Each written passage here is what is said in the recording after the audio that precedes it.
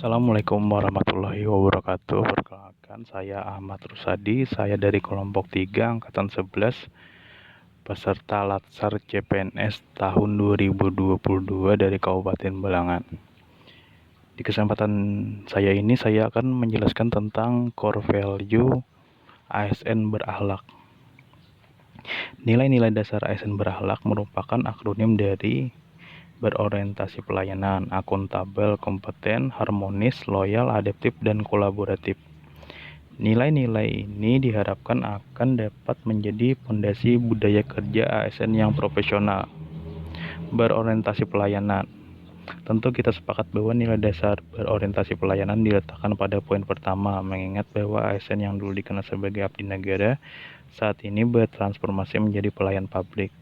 Seorang ASN dituntut untuk memahami dan memenuhi kebutuhan masyarakat, selalu bersikap ramah kepada siapapun, terutama kepada masyarakat, dapat diandalkan serta cekatan dan dapat memberikan solusi atas masalah-masalah yang ada di masyarakat.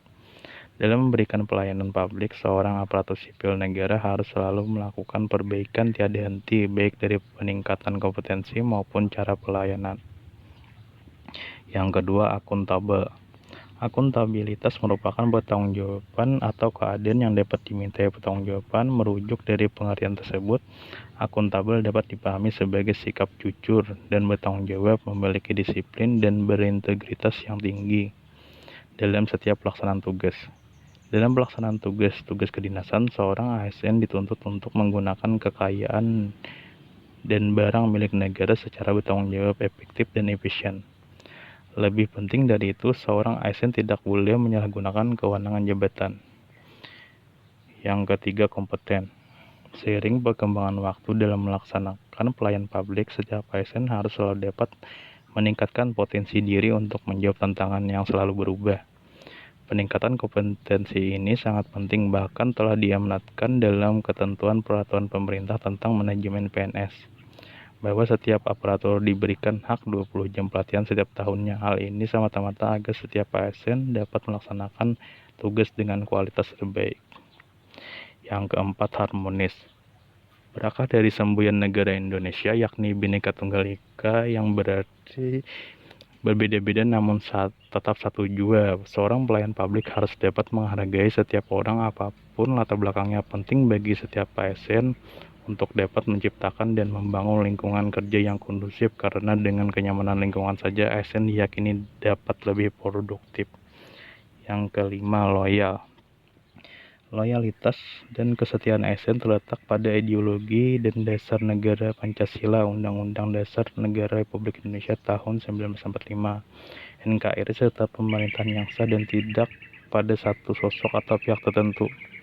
ASN harus dapat menjaga nama baik sesama ASN, nama baik pimpinan, nama baik instansi, dan tentu saja harus selalu dapat menjaga nama baik negara. Yang keenam, adaptif. Situasi dan zaman yang senantiasa berkembang membuat seorang aparatur harus dapat dengan cepat menyelesaikan diri menghadapi perubahan yang ada. Harus selalu diingat setiap yang sering kita dengar, yaitu yang abadi adalah perubahan itu sendiri, membuat siapapun yang tidak dapat beradaptasi akan semakin tertinggal.